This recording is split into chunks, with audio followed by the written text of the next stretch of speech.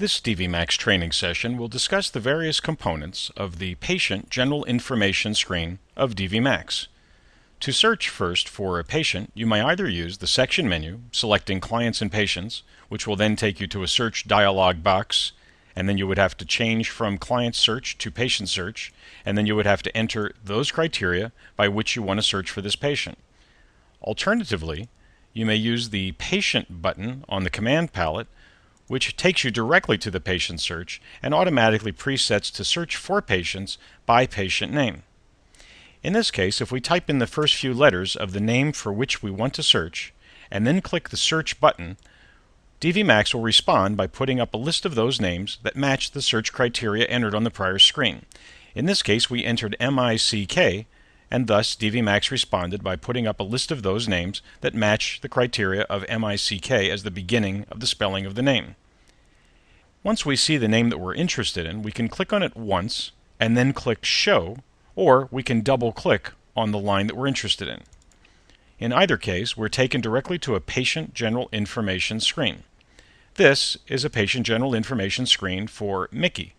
Mickey is a canine. He is a Chihuahua mix. We know that it's a male because he's identified here as a male.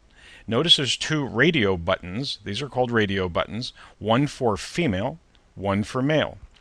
We can toggle between these two by using either the mouse and clicking on the appropriate button when we're entering for the first time, or alternatively, we can use the space bar.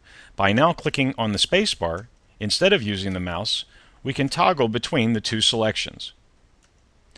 Once the selection is made, we can use the Tab button to move to the next field. Notice that as we move from field to field, the fields become highlighted in blue. In this case, the item that is labeled as neutered is highlighted in blue. Again, we could use the mouse to click this item on or off by placing the check mark in or removing it from the box, or alternatively, instead of using the mouse, we can use the space bar. By clicking the space bar on, an X or check is placed into the box. By clicking the space bar a second time, the X or check is removed. We can move forward in this screen by moving from field to field by clicking the Tab button. I'm now clicking the Tab button, which next takes us to the Date of Birth field. If we know the exact date of birth, as in this case 4/26 of 1996, that date of birth can be entered as shown on this field right now by putting it in as three parts, 4/26/96. When we move to the next field, DVMax will calculate out the actual age and display it to the right of the date of birth field. Let's give you another example. If I type in 3/8/99, DVMax will now recalculate the birth date and show us that now the animal would be 9 years and 1 month old. In those cases where the client does not know the actual birth date, but knows approximately how old the animal is in years or months or weeks, you can click the little calculator icon. By clicking that, we're taken to a dialog box that simply is waiting for us to enter in the number of years, comma, months, comma, weeks. So for instance, if this animal is 3, 4, that would be 3 years and 4 months of age. Clicking OK, DVMax again calculates out when the birth date must have been if this animal were indeed 3 years and 4 months of age. An interesting component would be if you know exactly how many weeks old this animal is, you can put in comma, comma, and perhaps say 13 weeks, because there are no years, there are no months, just 13 weeks. When we click OK, DVMax again calculates out when the birth date must have been in order for this animal to now be 13 weeks of age. The next field down, as you can see, is the color of this animal. And this is a write-in field. If indeed the color is brown with white, that would be typed in. If it's black, if it's gray, if it's tabby in the case of a cat, all of those can be entered in manually. The next item down is called Item 1, which is a user-definable field. This is one of those fields that the hospital can actually utilize to its advantage by renaming it and using this field for whatever purposes it's deemed necessary by that particular facility. The next field we come to is the weight. The weight can be accessed by entering it directly into this field Or it can be also accessed, as we'll see in a few moments, by entering it into the history screen for this animal, which will then change this field automatically. The weight can be set to be defaulted to pounds, or ounces, or kilos, or grams. In this case, this is set to automatically default to pounds. DVMax can be asked to convert from pounds to any other parameter by simply holding down the Alt key to gain the alternate weight of the animal, and while holding down the Alt key, select a different parameter by which to measure this animal's weight.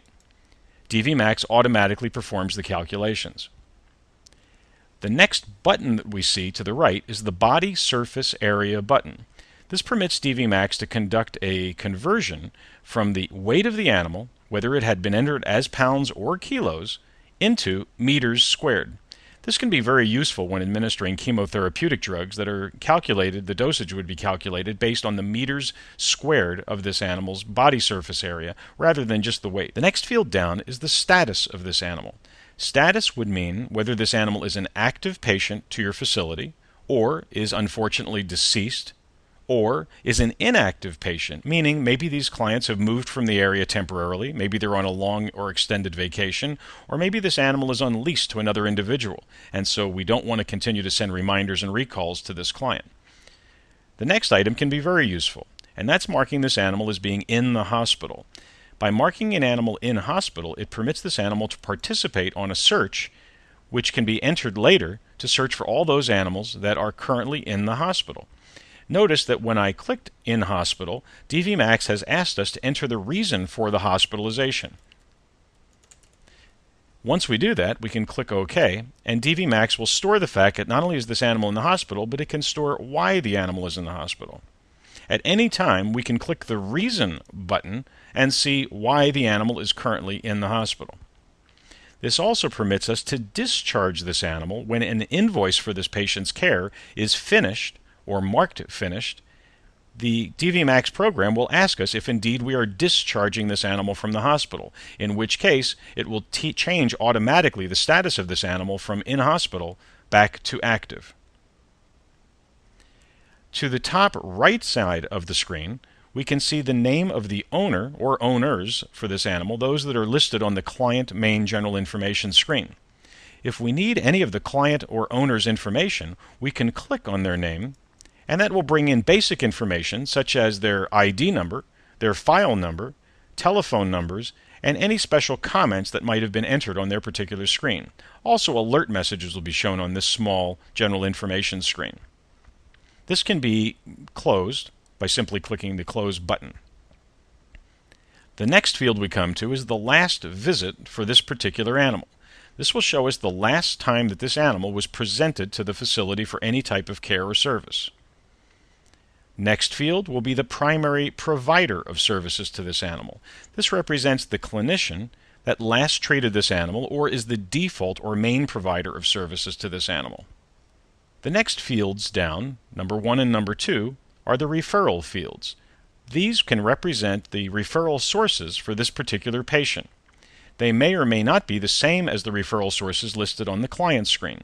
These may represent 2 separate clinicians that handle the regular care of this animal if indeed your facility is a referral or specialty practice. It might not be necessary to enter 2 separate referral fields, but it's nice to know that you have that option should that become necessary. The next field down represents a field to indicate the insurance company with whom a policy or insurance coverage might have been handled for this particular patient. And of course, the next field down represents the insurance number or policy number through the insurance company listed on the above field. Below the insurance policy number field are additional fields of information stored for each individual patient. Included with those would be the microchip ID number, which would include Avid, Home Again, or other brand of microchip. That number can be manually entered directly into this field, or, as we'll see later, DVMax has another field that can be entered in the patient's history screen, and DVMax will automatically copy that number to this field so it can also be visualized on the patient's general information screen. The next field represents the X-ray log number. This may also be manually entered should you be using a manual system for the logging of your radiographs, or DVMAX can be told to automatically assign a number for each X-ray that is taken. In other words, an X-ray log number. The next series of fields have to do with the rabies vaccination and tag and license numbers. Since DVMAX has already stored the producer name of your rabies vaccine as well as the current lot number for the rabies that is currently in use in your facility, those fields are automatically completed by DVMAX when you sell or administer a rabies vaccine to your patient. Should your facility also provide rabies tags, DVMAX has a location to enter the tag number for that animal. Should your facility also provide licensing for animals, there's a field to enter the license number for that patient. In the case where that animal has a tattoo that has been applied, there's a location to store the tattoo number for that patient. All of these fields may be searched later so that you can identify an animal that has been brought to your facility for hopeful identification. To the bottom left of the screen, we see listed any reminders that are on file for this patient. This represents a list of remindable services for which a card might be either mailed or emailed to the client to remind the client of those services that would be then due for this animal. In this case, distemper is due on 4/10 of 2009. An annual physical exam will be due 4/22 of 2009. The rabies vaccine, which was given as a 3-year vaccine, won't be due until 4/10 of 2011. These dates, therefore, represent the due dates of each of these remindable services. To the right side bottom of the screen, we see listed any recalls for this patient. Recalls represent telephone calls from our facility to the owner of the patient to remind them of remindable services that will come due in the very near future. Typically, recalls will be used for those services that will be due within the next 30 days or less. Reminders, on the other hand, will typically be used for those services that will be due more than 30 days in the future, and thus mailed items would be more appropriate to a telephone call. It was mentioned earlier that if an animal is marked as in hospital and therefore is in fact hospitalized for the day or any time period, that upon finishing an invoice, DVMAX will ask if we're discharging this patient. Let's demonstrate that function. If an invoice has been opened, and in this case we're going to reopen an invoice that has already been started for this patient, we notice that this animal has been hospitalized. If indeed this invoice is finished, meaning that the animal's services are terminated or completed, upon okaying a finished invoice, DVMAX asks, do we want to discharge this patient from the hospital?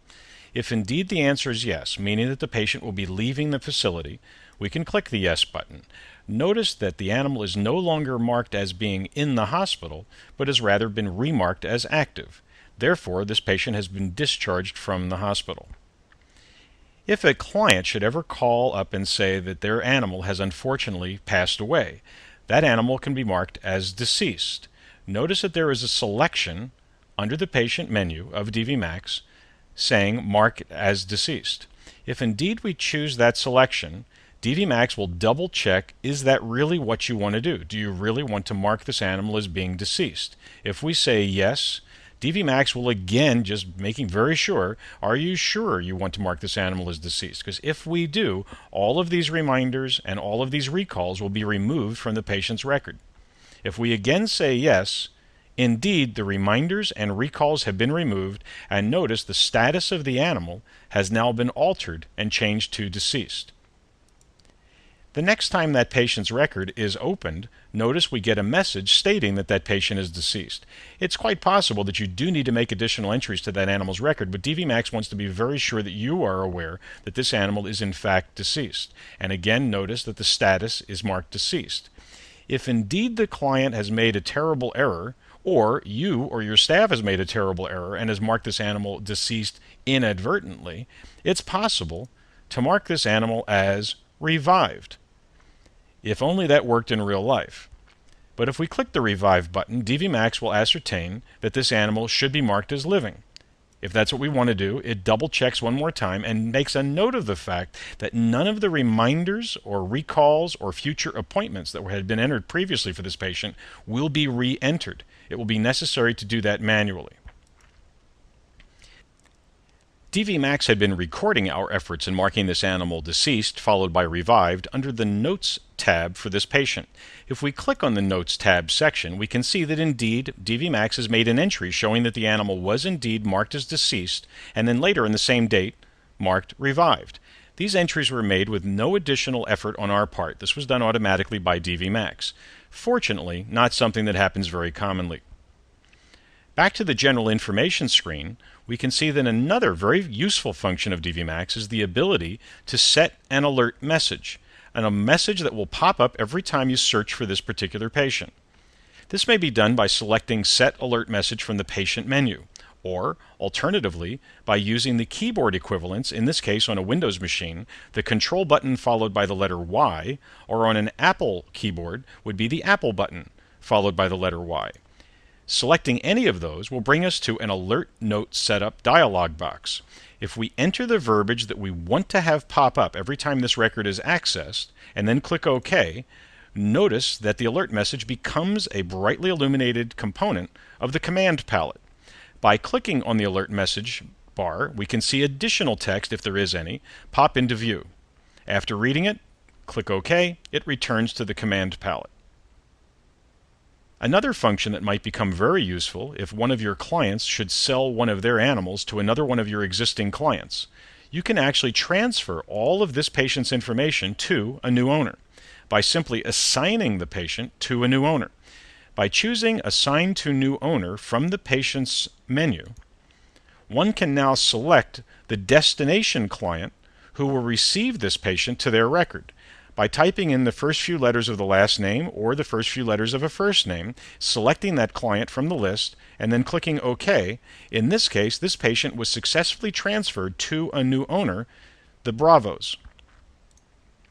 If indeed we now search for a client whose last name is Bravo, we should see that Mickey has become one of their patients, and indeed there he is. If we open up that patient's record, all of his previous information, including his alert message, and any historical information will be shown on the screen. Even the note box showing when he was marked deceased and later revived, all of that information has been transferred to his record. If we now decide to move Mickey back to his original owner by selecting Patient Menu, Assign to New Owner, and typing in the first few letters of the last name of the client from which he came, we can then select that client and move him back to his original place. Mickey now belongs again with his original owner.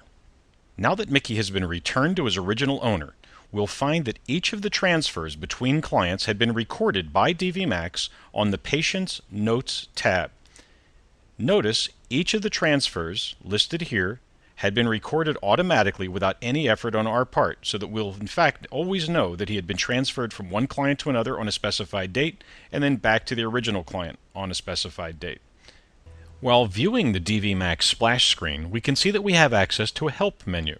By clicking the Help menu, we can see that there are two separate components, one of which, Help for DVMax, when clicked, will take us directly to a PDF file which contains an entire function and use manual for the use of DVMax, specific to this version of DVMax. This will be updated with each subsequent version of DVMax that will be shipped to your facility. This can be very helpful when you're trying to accomplish a task in DVMax and don't wish to communicate directly with technical support. You could look it up yourself. Each of these sections may also be printed for your convenience. Also under the Help menu is a section called About DVMax. When we click on that, it takes us directly to basic information pertaining to your version of DVMax. It also contains a Go to the DVMax user site button. When properly configured, this button will take you directly to the DVMax user site to permit you to communicate directly with technical support and also to look up past cases that have been filed between your facility and technical support.